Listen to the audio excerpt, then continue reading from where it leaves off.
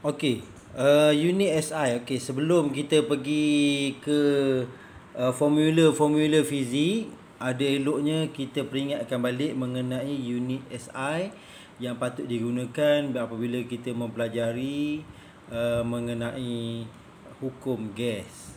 Yang mana perlu kamu ingat bahawa sekiranya soalan menggunakan Kelvin, so kamu kena guna Kelvin lah kan.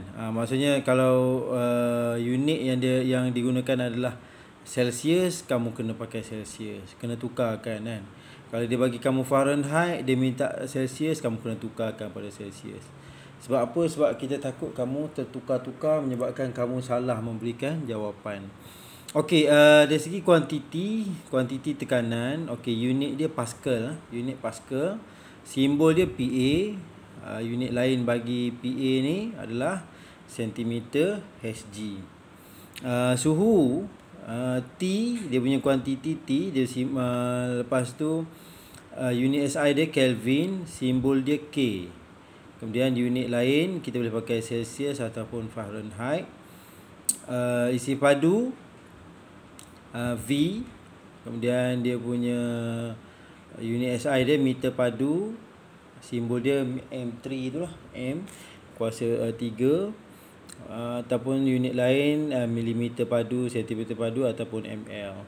Okey, hubungan antara tekanan dengan isi padu bagi sesuatu gas.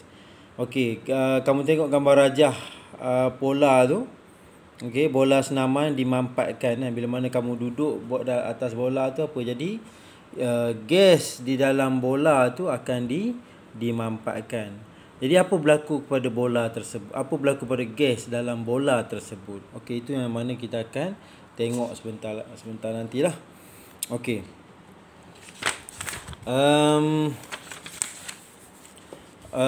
Okey, dalam buku teks kamu ni ada beberapa eksperimen lah yang dijalankan yang mengenai kita nak tengok hubungan antara isi padu dengan gas. Okey, eksperimen 44 menunjukkan bahawa tekanan gas bertambah apabila isi padu itu dikurangkan. Apakah hubungan antara tekanan dengan isi padu pada suatu gas pada suhu yang malar? Okey. Jadi sebenarnya apabila isi padu tu kita tingkatkan, apa akan jadi? Tekanannya akan menurun ya. Bila mana isi padu tu kita tingkatkan, tekanannya akan menurun. Jadi kita tengok daripada mana? Daripada hukum Boyle. Hukum Boyle menyatakan bahawa tekanan berkadar songsang dengan isi padu bagi suatu gas berjisim tetap pada suhu malar. Jadi pada suhu malar, pada jisim yang gas yang tetap kan, apa akan jadi ialah suhu isi padu adalah berkadar songsang dengan tekanan gas tersebut. Jadi kita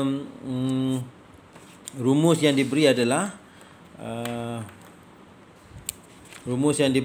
kamu nampak tu, P adalah sama dengan K 1/V.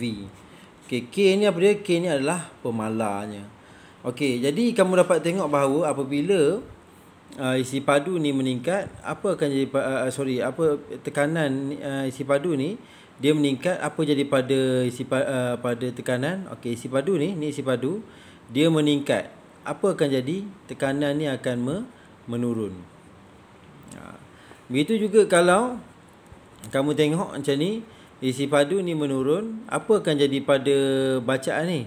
Bacaan pada pressure ni, tekanan ni akan meningkat. Dia terbalik. Apabila kita berkadar songsang ni, maksudnya dia akan terbalik. Apabila sesuatu isi padu tu meningkat, maka isi padu bekas tu meningkat, maka tekanan gas dalam bekas tu akan menurun. Kan? Apabila isi padunya menurun, maka apa jadi pada tekanannya akan meningkat. Itu dimaksudkan oleh hukum Boyle. Tapi dia ada syarat dia. Syarat dia adalah pada jisim gas tu kena tetap dan juga suhu adalah malar. Malar ni maksudnya tetap jugalah. Kan? Sebab apa? Sebab apabila suhu meningkat, ia juga akan meningkatkan tekanan. Jadi sekarang ni kita kena malarkan suhu tersebut. Kan? Okey, daripada PV sama dengan K. Okey, bila mana kita ubah apa? Ni formula yang diberikan ni. Okey, dia macam ni. Saya nak mudah je. P sama dengan K 1 per V. V ni nak atas. Jadi PV sama dengan K. Kan? Itu kamu dapat ni lah. Okey, maka P1 sama dengan V1. P1 darab V1 sama dengan P2 sama dengan P2 darab V2. Ini apabila kamu nak membandingkan antara dua keadaan lah nanti. Kan? Contohnya satu bekas ni, kan, apabila satu bekas ni dengan pressure sekian ataupun V sekian. Apabila V nya telah diubah, kan, kepada sesuatu yang baru, apa akan jadi? Jadi kita gunakanlah P1 V1 sama dengan P2 V2, kan. Sebab apa? Kita dah nanti kamu ubah dia punya isi padu ni, jadi kamu boleh masukkanlah isi padu asal yang dah berubah. Berapa pressure-nya, kan. Itu kamu boleh gunakan yang rumus yang ni. Okey, jadi hukum Boyle ni diperkenalkan oleh siapa? Robert Boyle. Robert Boyle, mana dia seorang saintis, kan, mana dia telah menjumpai lah bahawa suatu gas tu dia adalah berkadar songsang dengan isi padu.